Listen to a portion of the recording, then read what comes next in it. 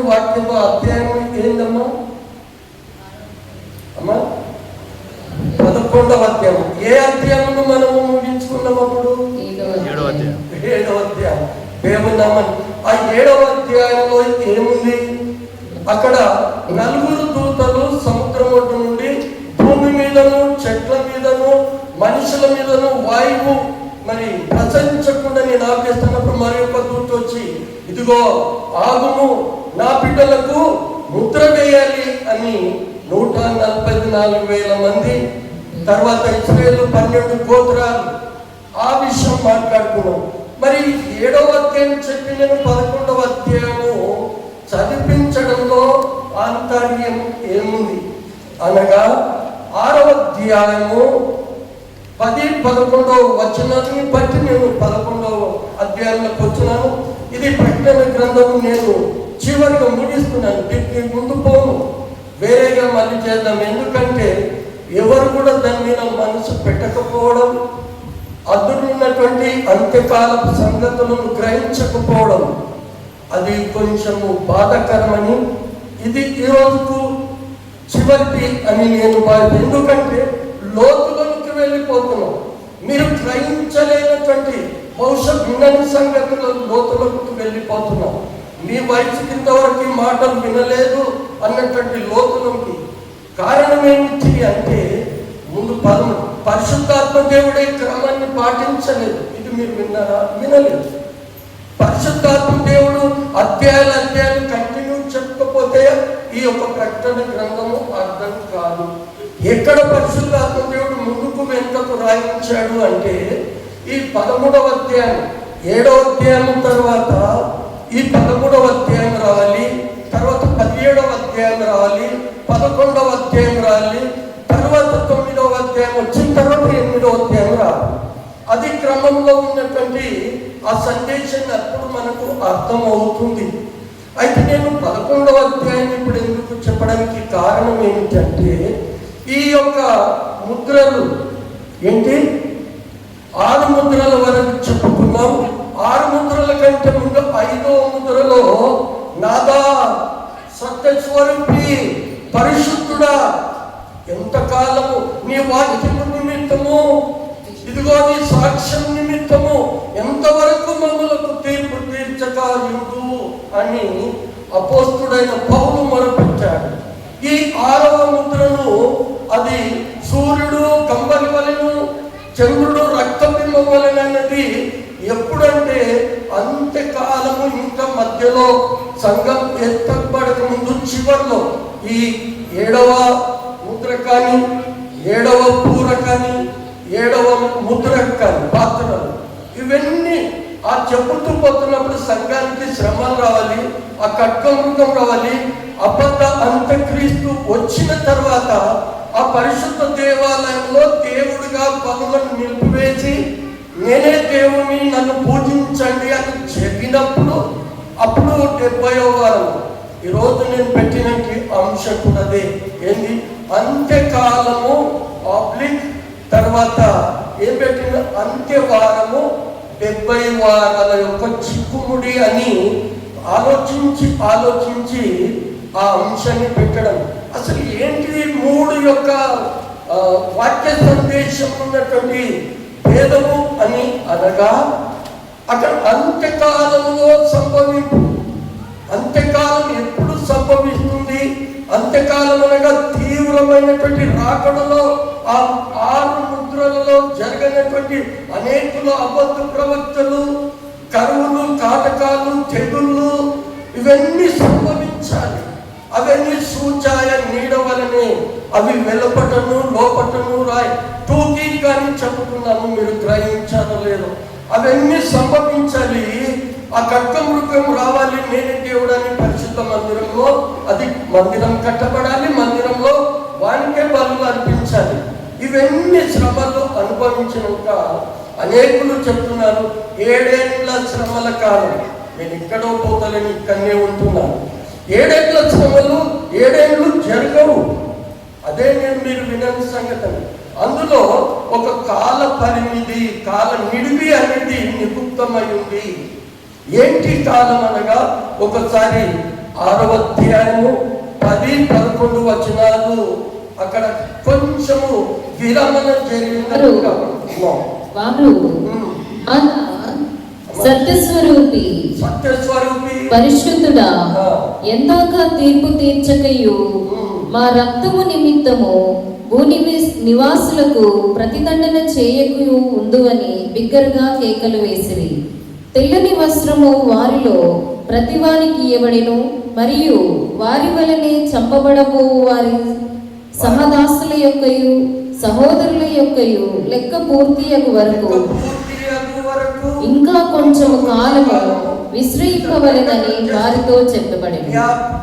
విరమణ ఆ విరమణ కాలములో ఆ కాలాలు ఏంటి అనేది ఇప్పుడు మనం ఆలోచించాలి. ఇప్పుడు చదివినటువంటి వాక్య భాగంలో 11వ అధ్యాయంలో అక్కడ కాలాల గురించి నిర్ణయించారు.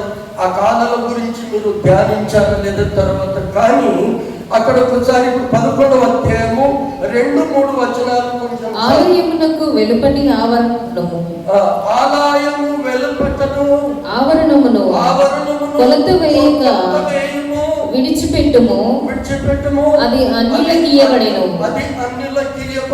వారు 42 నెలలు పరిశుద్ధ పట్టణమును కాలితో త్రొక్కుదురు. ఇక్కడ 2 కాలాలు నిడివిగాలినటువంటి కాల పరిధి ఉంది. ఆ కాల పరిధిదే ఆ విరామ సమయము అని పరిశుద్ధ లేఖనం అక్కడ ఏమంటుంది? అక్కడ దేవుని ఆలయము తొక్కబడుతుంది, ఆలయము వెలుపలను అన్యులకు ఇవ్వబడుతుంది కనుక అది త్రొక్కబడిన తర్వాత, కొంత వేసిన తర్వాత ఎన్ని నెలలు తొక్కబడుతుంది?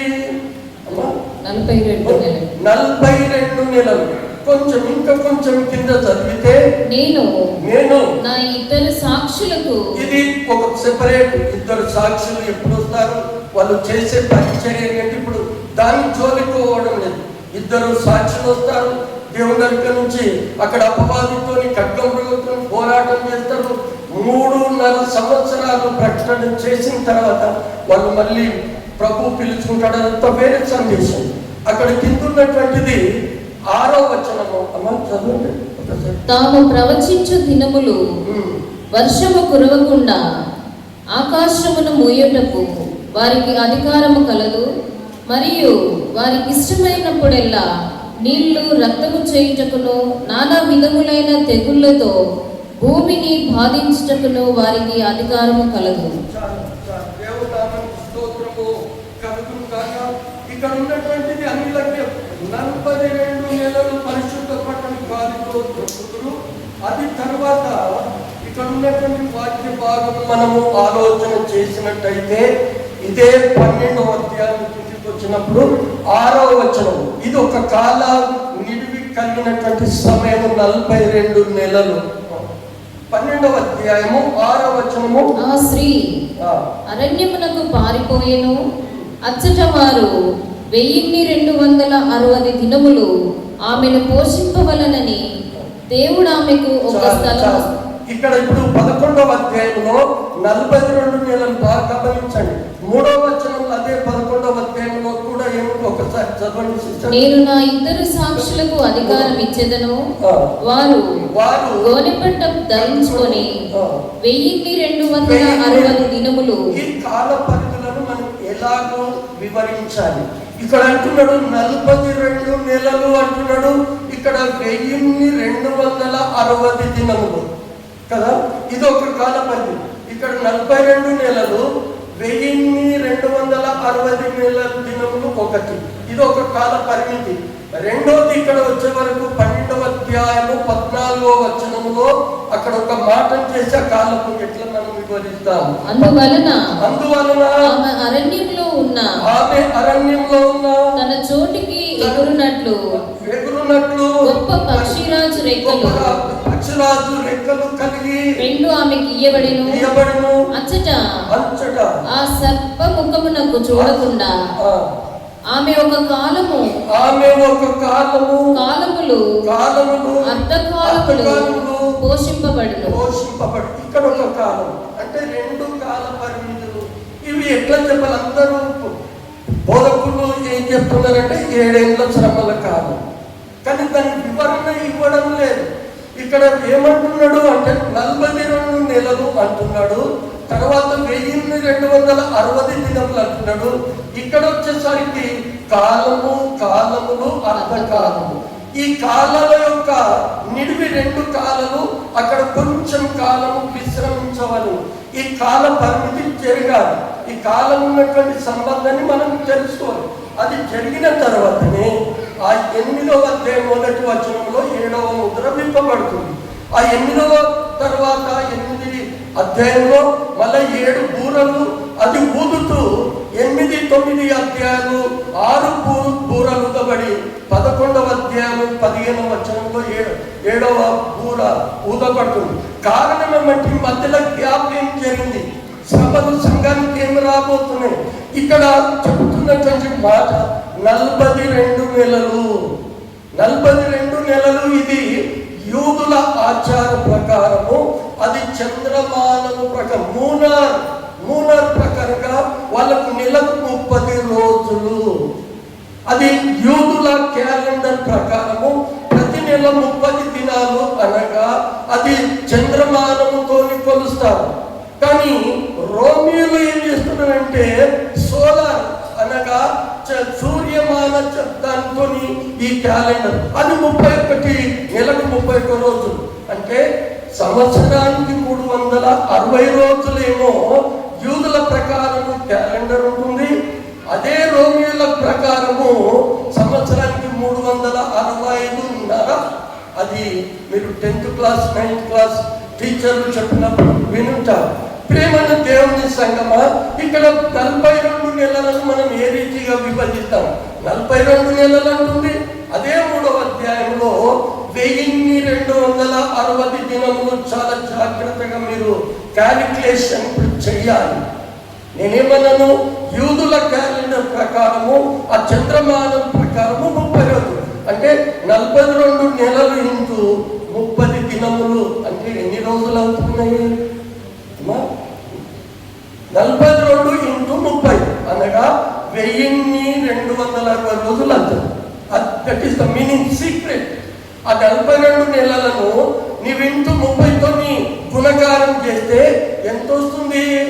1000, అంటే 1260 దినాలు. ఇది అనేకులు ఏం చేస్తున్నారంటే ఈ సంవత్సరాల కిందికి అంటున్నారు. ఈ మొదటిది ఎన్ని దినాలంట అనగా 1260 దినాలన్నా 42 మాసములన్నా అంతే. మరి అంతే ఎంత అంటే 2 కాలాలు. ఈ కాలాల గురించి ఈ అపోస్తుడైన యోహాను కంటే ముందు ప్రవచించింది ఎవరనగా దానియేలు. మనం 24 మత్తయి సువార్త 24 జతపక్షులు అన్నాము. అదేది? మత్తయి సువార్త 24, రోమపత్రిక మార్కు సువార్త 13, లూకా సువార్త 20 అధ్యాయానికి జతపక్ష అన్నాము. ఇక్కడ ప్రకటన గ్రంథానికే జతపరిచేదంటే దానియేలు. అసలు దానియేలు సంప్రదించకుండా ప్రకటన గ్రంథాన్ని మనము వివరించలేము. కారణం ఏమిటి అంటే పరిశుద్ధాత్ముడే చెప్తున్నాడు. మత్తయి సువార్త 24వ అధ్యాయము 15వ వచనంలో అక్కడ మత్తయి గారు కాబట్టి ప్రవక్త అయిన దానియేలు ద్వారా చెప్పబడిన నాశనకరమైన పాప పురుషుడు హేయ వస్తువు పరిశుద్ధ స్థలముల యందు నిలుచుట. పరిశుద్ధ స్థలంలో వాడు రావాలి.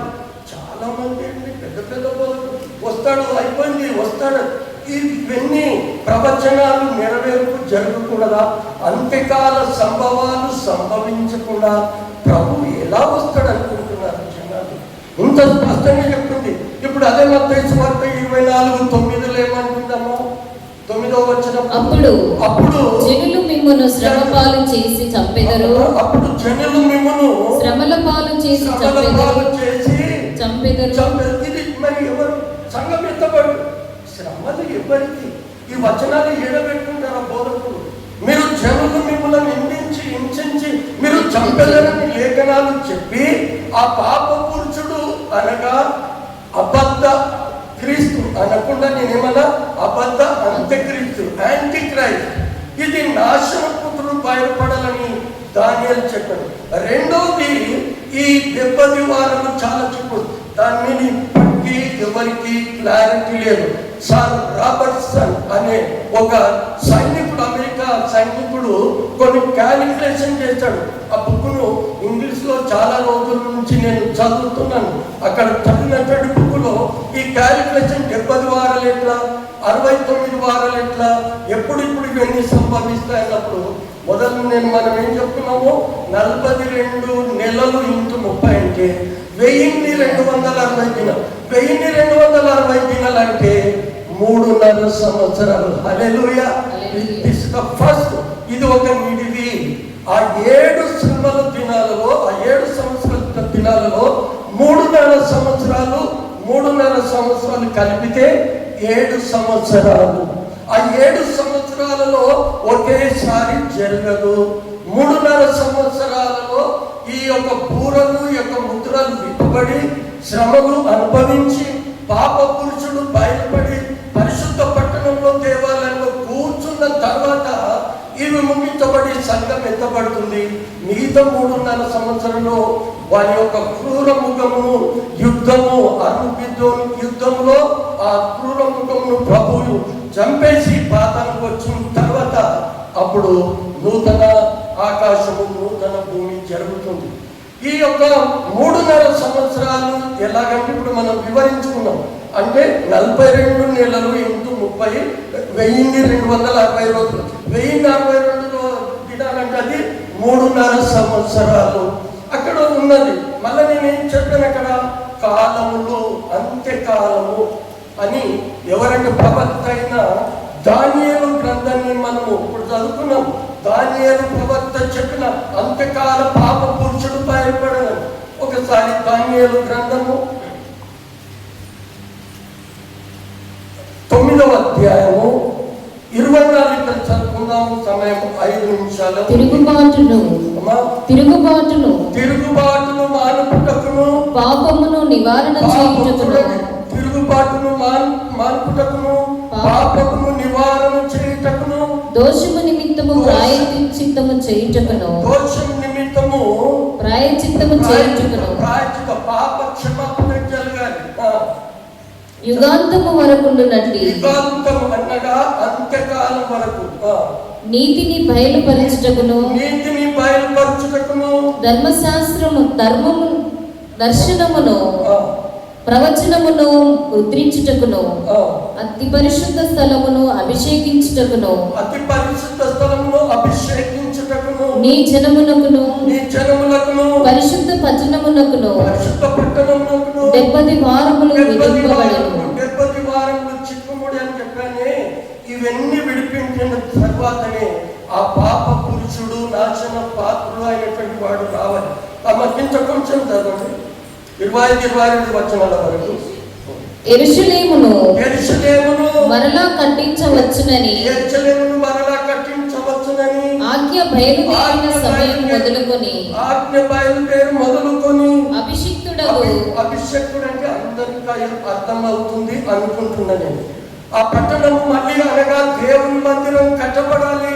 అభిషక్తుడు అనగా మన ప్రభు అయిన యేసు క్రీస్తు అధిపతి వచ్చు వరకు 7 వారములు జన్మించేంత వరకు ఇవి జరగాలి. ఆయన అభిషక్తుడు రావాలి, ఆ పట్టణం కట్టబడాలి, అభిషేకింపబడాలి. అప్పుడు 62 వారములు ఉండాలి. ఆ 62 వారములు ఇప్పుడు మనం చదువుకుందాము. 7 వారములు పట్టునని, 7 వారములు పట్టుమని స్పష్టముగా గ్రహించుము. 62 వారములు తొందరగల సమయములయందు పట్టణము రాజవీధులను, కందకములను మరలా కట్టబడును. ఈ 62 వారములు జరిగిన పిమ్మట ఏమీయూ లేకుండా అభిషిక్తుడు నిర్మూలము చేయబడను. అంతవరకు 69 అనగా 62 వారాలు, 7 వారాలు ప్లస్ కలిపితే 69 వారాలు. ఆ 69 వారాలు వచ్చిన తర్వాత క్రీస్తు సిలువ వేయబడాలి. అప్పుడు నిర్మూలము, అభిషక్తుడు నిర్మూలము జరగాలి. ఇది ఈ జరిగేంత వరకు మరి ఎన్ని జరగాలి వచ్చాడు క్రీస్తు వచ్చాడు. ఇప్పుడు 69 వారాలు ఉన్నాము. 70 వారము వచ్చిన తర్వాత 26-27 వచనము ఈ 62 వారములు జరిగిన పిమ్మట ఏమీ లేకుండా చేయబడాలి. వచ్చి పవిత్ర పట్టణమును పరిశుద్ధ ఆలయమును నశింపచేయుదురు. వారి అంతము హఠాత్తుగా వచ్చును. మరియు యుద్ధకాలమంతము వరకు నాశనము జరుగునని నిర్ణయింపబడిన అతడు ఒక వారం వరకు అనేకులకు నిబంధనలు స్థిరపరచును. వారము అనగా ఇక్కడ మరి బైబిల్ పరిభాషలో 7 సంవత్సరాలు అని అర్థం. వారము అనగా 7 సంవత్సరాలు. 7 సంవత్సరాల యొక్క సంధి అంటే ఈ యొక్క ఇశ్రాయేలుకి యుద్ధం వచ్చినప్పుడు ప్రపంచ దేశాలని ఈ 10 దేశాలు దశరాజ్య కూటమి ఏదైతే అన్ని ఏకమై ఆ యెరూషలేము పట్టణాన్ని చేసి అప్పుడు ఏం చేస్తారంటే ఆ దశరాజ్య కూటమి అని 10 మంది దేశాలు కలిసి ఒక యూనిట్, ప్రపంచము ఒకే కరెన్సీ ఒకే పరిపాలన అంటున్నామే, అది జరగాలి. అది వారము అంటుంది. ఆ వారం అనగా 7 సంవత్సరాలు. వారము అనగా 7 సంవత్సరాలు. ఆ 7 సంవత్సరాలు ఇక్కడ అంటున్నాడు కాలము. అమ్మ ఇక్కడ 12వ అధ్యాయము 14వ వచనంలో ఏమన్నా అక్కడ స్త్రీ కొండలకు పారిపోవాలి. ఆమె అక్కడ ఎన్ని సంవత్సరాలు పోషింపబడాలి? కాలమును పోషింపబడి. కాలము అనగా సంవత్సరము. గుర్తుపెట్టుకోండి, కాలము అనగా సంవత్సరము. కాలములు అంటే 2 సంవత్సరములు. అర్ధకాలం అంటే 6 నెలలు. అంటే మళ్ళీ ఎంత అవుతుంది క్యాలిక్యులేషన్? మళ్ళీ 3.5 సంవత్సరాలు. అంటే 2 విడిది కలిగినటువంటి 3.5 సంవత్సరాలు 7 ఇట్ ఈస్ బైబుల్ చేసే పోదా. అందరూ ఏం చెప్తున్నారు? 7 ఏళ్ల శ్రమల కాలం. 7 ఏళ్ళు శ్రమల 3.5 సంవత్సరాలు శ్రమల కాలం ఉంటుంది. అప్పుడు పాప పురుషుడి ఇప్పుడు 8వ అధ్యాయం ఒకసారి చూస్తే అక్కడ ఒక మాట రాయబడింది 11వ వచనంలో, ఆ నక్షత్రమునకు మాచిపత్రి అని పేరు. అందువలన నీళ్లలో 3వ భాగము మాచిపత్రి ఆయను. నీళ్లు చేదైపోయినందున దానియేలు గ్రంథము 8వ అధ్యాయము 11. అదే రీతిగా ఆ సైన్యం యొక్క అధిపతికి విరోధముగా తన్ను హెచ్చించుకొని అనుదిన బలియార్పణమును నిలిపివేసి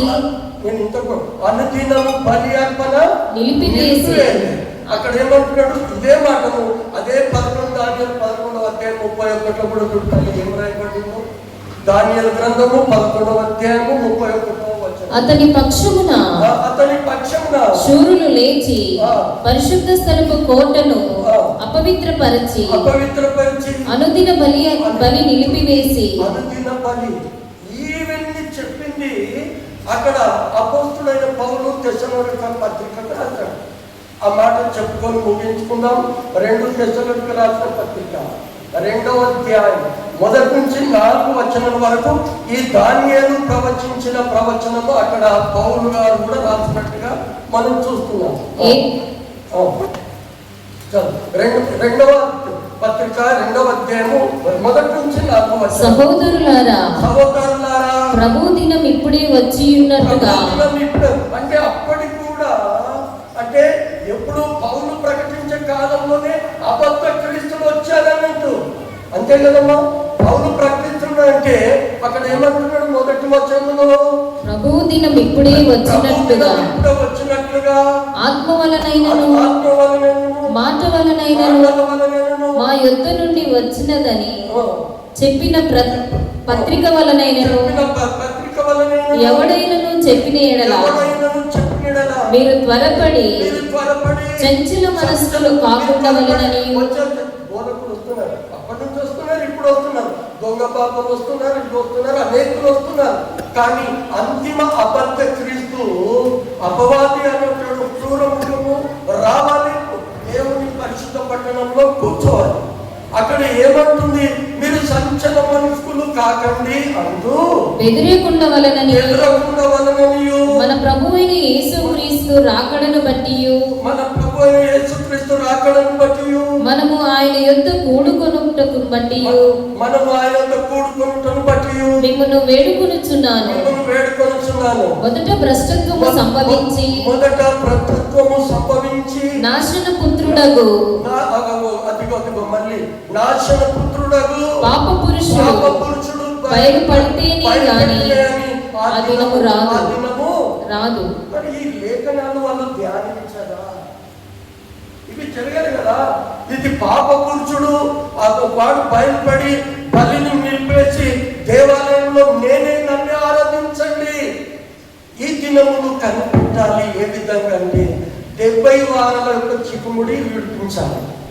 ఇప్పుడు అక్కడ అన్నాడే 70 వారాలు అంటే క్రీస్తు చనిపోయేంత వరకు ఎన్ని వారాలు అయిపోయినాయి? 62 వారాలు ప్లస్ 2 7 అనగా 69 వారాలు ముగించబడ్డాయి.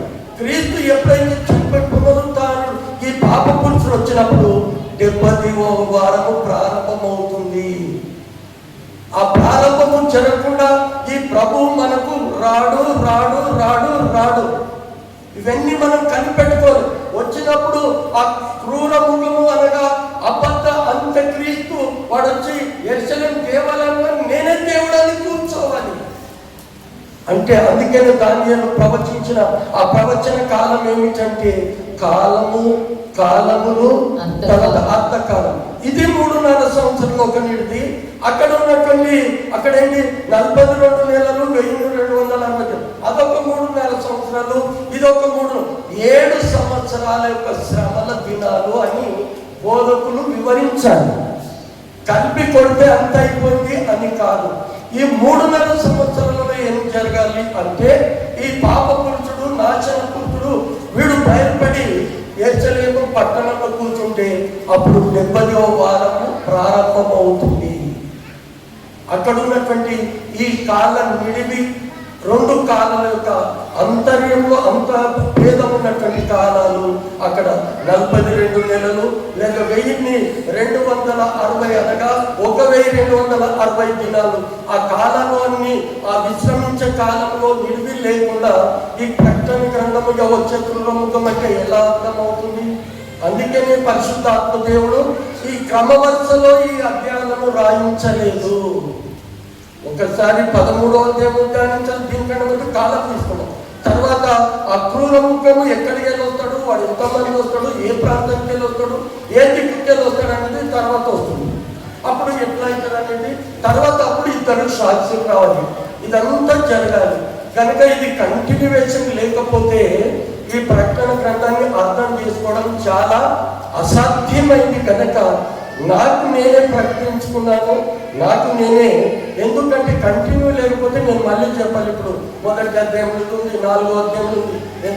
ఎందుకొరకు ప్రకటన 11 ఈ 8, 9, 10 వదిలిపెట్టి 11 చదివించిందంటే దానికి అవగాహన లేదు. కనుక ఈ యొక్క కాలపద్ధతి కాలాలు ఆ 7 ఏళ్లను ఎట్లా ఉంది, ఆ 7 ఏళ్ల కాలంలో శ్రమలు ఎట్లా వస్తున్నాయి, ఎవరు బాధపడాలి అనేది తెలియకపోతే ప్రకటన గ్రంథం అర్థం కాదు. కాబట్టి దేవుడు అట్టి కృప మనందరికీ దయచేయుగాక. ప్రార్థించుకుందాం. పరిశుద్ధమైనటువంటి మా పరలోకపు తండ్రి, వందనాలు స్తోత్రములు చెల్లిస్తున్నా. ఇంతవరకు మీరు మా మధ్యలో ఉండి మా మధ్యలో సంచరించి ప్రభువా మీరు మాట్లాడిన ప్రతి మాటను బట్టి వందనాలు స్తోత్రములు చెల్లిస్తున్నా. అవునా తండ్రి, ఈ 2 కాలాల నిడివి కలిగినటువంటి 7 సంవత్సరాలలో 3.5 సంవత్సరాలు పాప పురుషుడు యెరూషలేము పట్టణంలో మరి కూర్చొని బలులు నిలిపివేసి నేనే దేవుడని ఆ చెప్పినప్పుడు మొదటి 3.5 సంవత్సరాలు గతించిన తర్వాత చివరి కాలములు అర్ధకాలములు అప్పుడు 2వ మరి నిడివి కలిగిన 3.5 సంవత్సరాలు మరి సంఘము హింసింపబడి మరి హత్య చేయబడి అనేక హింసలు పొందుకున్న తర్వాత సంఘం ఎత్తపడాలి. ప్రభువా ఆ లేఖనాల ప్రవచనాలన్నీ కూడా మేము ధ్యానించుకుంటూ మాకు అనుగ్రహించి అలాంటి జ్ఞానం మాకు దయచేయమని ప్రార్థిస్తున్నాం. ఇంతవరకు ప్రభువా మీరు మాట్లాడిన ప్రతి మాటను బట్టి వందనాలు స్తోత్రములు చెల్లిస్తూ మా ప్రభుని యేసుక్రీస్తు పేరిట వేడుకుంటున్నాము తండ్రి. ఆమేన్ ఆమేన్. యాడికి వేరే